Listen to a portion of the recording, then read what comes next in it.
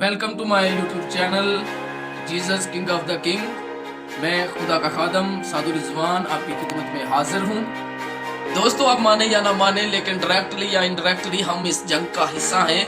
आप जानते हैं कि हम जिस गुनाह को छोड़ना चाहते हैं वो गुनाह हमसे छोड़ा नहीं जाता, बल्कि हम दोबारा से उस गुनाह में मुलव्वस हो जाते हैं, हम दोबारा से उस गुनाह में पड़ जाते हैं, हमसे गुनाह छोड़ा नहीं जाता। लेकिन दोस्तों, हम आज खुदा के पीछे चलकर उसके रूहानी हथियारों को लेकर गुनाह पर गलबा हासिल कर सकते हैं, गुनाह पर फतह पा सकते हैं। लिखा है, क्योंकि हमें खून और गोश्त से कुश्ती नहीं करना है, बल्कि हुकूमत वालों और इख्तियार वालों और इस दुनिया की तरीकी के हाकिमों और शरारत की उन रूहानी फौजों से जो आसमानी मुकामों में है। इफ्सियों 6 बाब उसकी 12 आयत। यस, रूहानी जंग रियल है, क्योंकि हमारा दुश्मन इब्लीस जो है वो ढूंढता फिरता है कि किसको फाड़ खाए। लिखा है, होशियार और बेदार रहो, तुम्हारा मुखालिफ इब्लीस गरजने वाले शेर बब्बर की तरह ढूंढता फिरता है कि किसको फाड़ खाए।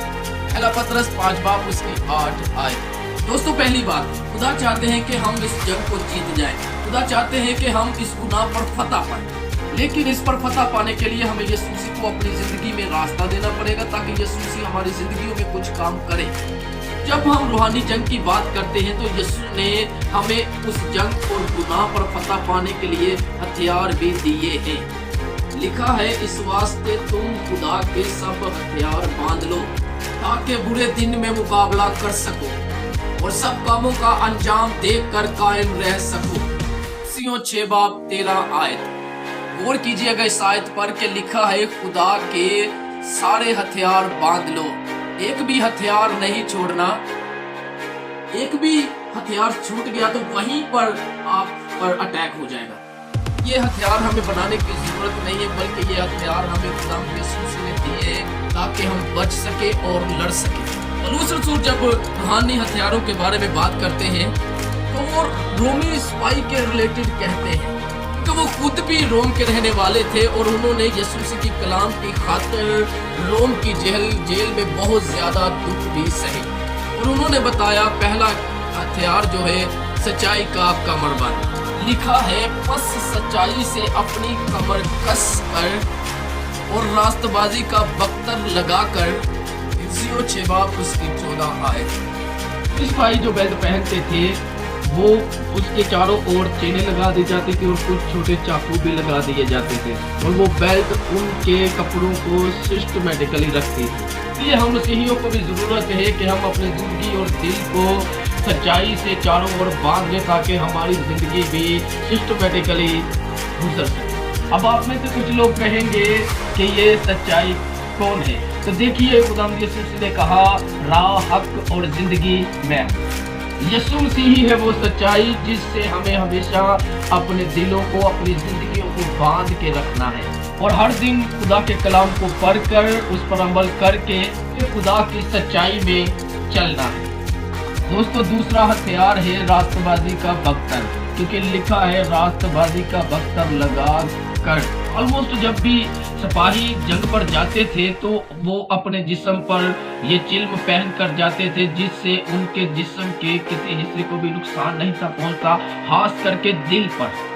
एग्जैक्टली पौलुस रसूल भी यही बात कह रहे हैं कि रास्तबाजी का बख्तर पहन लो, वो तुम्हारे दिलों की हिफाजत करेगा। पौलुस रसूल यीशु मसीह की बात कर रहे हैं और हम जानते हैं कि रास्तबाजी जो है वो यीशु मसीह ही से आती है।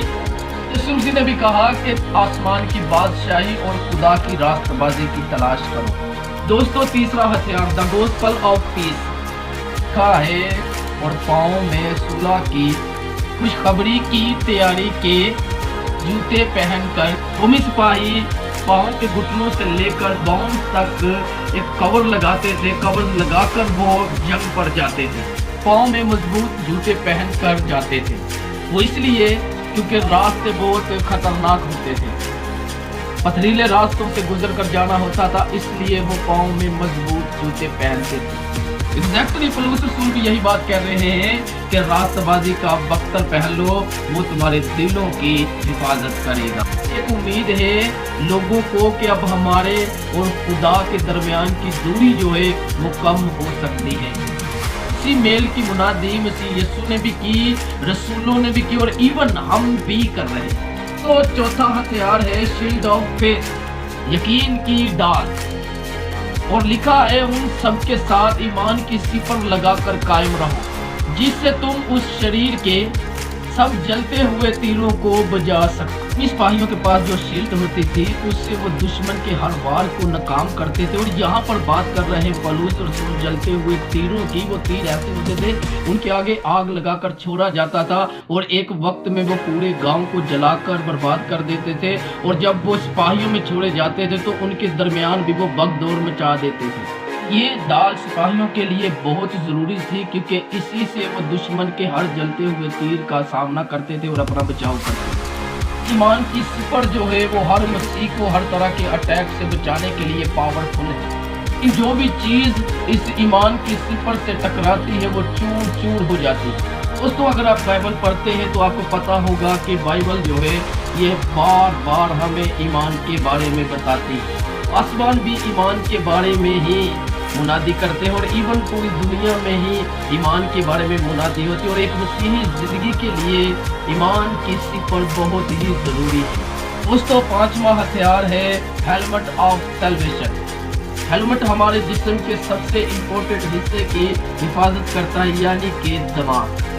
यही से हम सब कुछ सोचते हैं और यही से हम डिसीजन लेते हैं। आंख में लगने वाली एक ही चोट इंसान को अनकॉन्शियस बना देती है।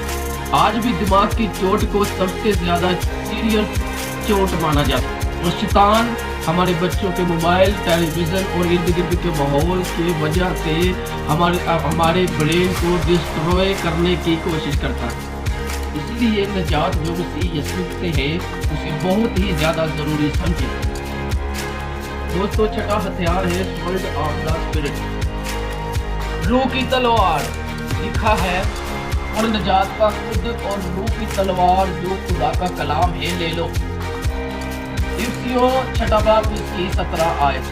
पिछले 5 हथियार हमने देखे हैं, वो सब अपने बचाव के लिए देखे, जैसे कि जूते पाँव के बचाव के लिए, हेलमेट सिर के बचाव के लिए और डाल भी अपने बचाव के लिए। लेकिन वाहिद हथियार जो है वो रूह की तलवार है, जो मसीहियों को दी गई है अटैक करने के लिए, दुश्मन को हराने के लिए, दुश्मन को धूल चटाने के लिए खुदा ने हमें ये हथियार दिया है। रूह की तलवार हमेशा शैतान की बातों से हमें बचाव ही नहीं करना, बल्कि कभी कभी उस पर अटैक भी करना है। वो रूह की तलवार है और वो खुदा का कलाम है। जब शैतान ने यीशु को आजमाया तो यीशु का अटैक भी कलाम था। लिखा है आदमी सिर्फ रोटी ही से जीता ना रहेगा, बल्कि हर बात से जो खुदा के मुंह से निकलती है। तो कलाम ही वो तलवार है जिससे हम अपने दुश्मन इब्लीस पर अटैक कर सकते हैं। का है खुदा का कलाम जिंदा और मुअत्तर है और हर एक दोधारी तलवार से ज्यादा तेज है और जान और रूह और बंद और गुर्दे को जुदा करके गुजर जाता है और दिल के ख्यालों को और इरादों को जांचता है। 3-4 बाप उसकी 12 आए। दोस्तों, पर्सनली मैं नहीं जानता कि आप जिंदगी के किस एरिया में हार चुके हैं। Finals, marriage, career, no matter कि आप कहाँ हार चुके हो, आज खुदा के हथियार उठाने का वक्त आ गया। इन सब डिस्करेजमेंट, नेगेटिव फीलिंग्स ना और इब्लीस को हराने का टाइम आज है। उठा ले खुदा के हथियार और सामना करें हर एक मुश्किल का। कि जिंदगी में, आपकी फैमिली में और आपके और खुदा के दरमियान दूरियां ला रही है। जो हमारी जिंदगी में तब्दीली आएगी उसे देखकर आप हैरान हो जाएंगे। दोस्तों, यीशु से बढ़कर कुछ भी नहीं। दोस्तों, अगर आपको इस वीडियो से बेनिफिट मिला हो तो इसे जरूर दूसरों के साथ शेयर कीजिए और आखिरी वक्त के लिए लोगों को तैयार कीजिए। God bless you all.